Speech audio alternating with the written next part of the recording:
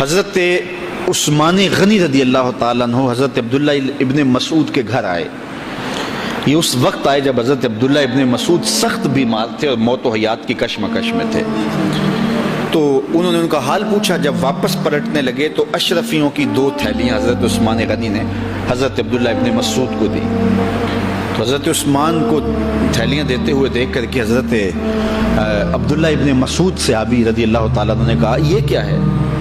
کہا یہ جو ہے ضروریات پوری کر لینا. تو آپ نے کہا کہ میں تو جا رہا ہوں, میری تو ضروریات ختم ہو رہی. تو کہا حضرت آپ کی بیٹیاں تو ہیں, بیٹا تو ہے نہیں, تو یہ آپ کے بعد آپ کی بیٹیوں کے کام آ جائیں. تو حضرت عبداللہ ابن مسعود کا یقین دیکھیے, فرمانے لگے کہ یہ کسی اور کو دے دو, میری بیٹیوں کو ضرورت نہیں رہے گی, اس لیے کہ میری بیٹیاں اتنی دیر تک سوتی نہیں ہیں جتنی دیر تک سورہ واقعہ نہیں پڑھ لیتے.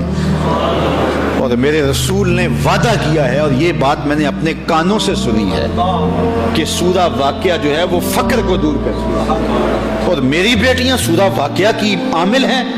تو کہا کہ یہ پریشانی مجھے تو نہیں ہونی چاہیے کہ میرے بعد میری بیٹیوں کو رزق کہاں سے ملے گا جب ان کے پاس سورہ واقعہ موجود ہے. کہا یہ اٹھا لو اور جا کے اس کو دو جس کے پاس سورہ واقعہ نہیں ہے.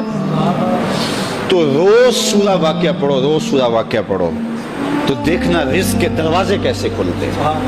میں جب بھی گیا ہوں اور اب بھی, کیونکہ میرے تو اتنے اخراجات نہیں, سادہ سی زندگی ہے, لیکن جامعہ کے حوالے سے ایک مسئلہ ہے, تو جب کبھی ایسا ہوتا ہے تو میں بچوں کو بٹھا کہتا ہوں سورہ واقعہ پڑھو, اور خود سورہ واقعہ پھر معمول بنا لیتا ہوں. تو پھر اللہ ایسی جانب سے رزق دے دیتا ہے کہ پتہ بھی نہیں ہوتا.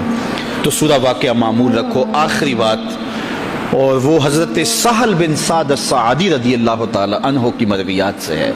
شکا رجل الی رسول اللہ دیک المعیشۃ والفقر. ایک شخص حضور کی خدمت میں حاضر ہوا, کہا حضور تنگ دست بڑا ہوں, کثیر العیال ہوں, بچے زیادہ ہیں, ذرائع آمدنی تھوڑے ہیں, میرے لیے کوئی نسخہ ارشاد فرمائیے. تو آقا کریم نے اس کو کیا نسخہ دیا؟ یہ سب سے آسان نسخہ, اذا دخلت الدار فسلم علیہ.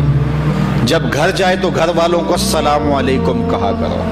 جو ہی گھر میں داخل ہو السلام علیکم, اور اس کے بعد ایک مرتبہ سورہ اخلاص پڑھ دیا کرو, قل هو اللہ احد. یہ عمل شروع کر دو. تو کہا یہ بالکل آسان وظیفہ ہے, گھر جاؤ السلام علیکم, اور اس کے بعد ایک مرتبہ سورہ اخلاص.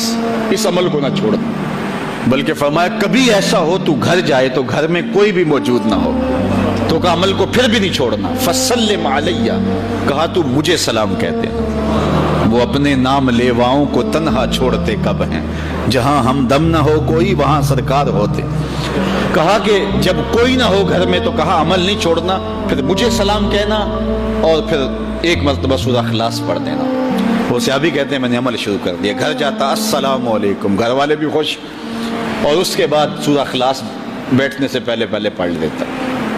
اور اگر گھر میں کوئی نہ ہوتا پھر تو مجھے چاہ چڑھ جاتے, پھر میں یا نبی سلام علیکہ پڑھتا, پھر حضور کی بارگاہ میں سلام پیش کرتا. اور ملکاری نے اس پہ گفتگو کی ہے مرقات شرح مشکات کے اندر کہ آخر حضور کو سلام کیوں کہنا ہے. انہوں نے جو لفظ کہے ہیں لفظ سنیے, وہ کہتے ہیں لِأَنَّا رُوحَهُ عَلَيْهِ السَّلَامُ مَوْجُودٌ فِي بُيُوتِ الْمُسْلِمِينَ. اس لیے کہ آقا کی روح مومنوں کے گھروں کے اندر فیض بانٹ رہی ہوتی. تو کہا پھر مجھے سلام کہہ دینا. وہ کہتے ہیں میں جاتا اور حضور کو سلام کہہ دیتا, اور اس کے بعد سورہ اخلاص پڑھ دیتا. پھر ہوا کیا؟ اللہ اکبر. ہمارے استاد کہتے تھے اگر کسی کے اندر حسد ہوگا تو وہ یہ عمل نہیں کر سکتا, حسد نہیں ہے تو وہ عمل شروع آج ہی کر دے. وہ کہتے ہیں حتی افاد اللہ جیرانہ, اس عمل کی برکت سے میں نے تو امیر ہونا ہی ہونا تھا, میرے ہمسائے بھی امیر ہو گئے.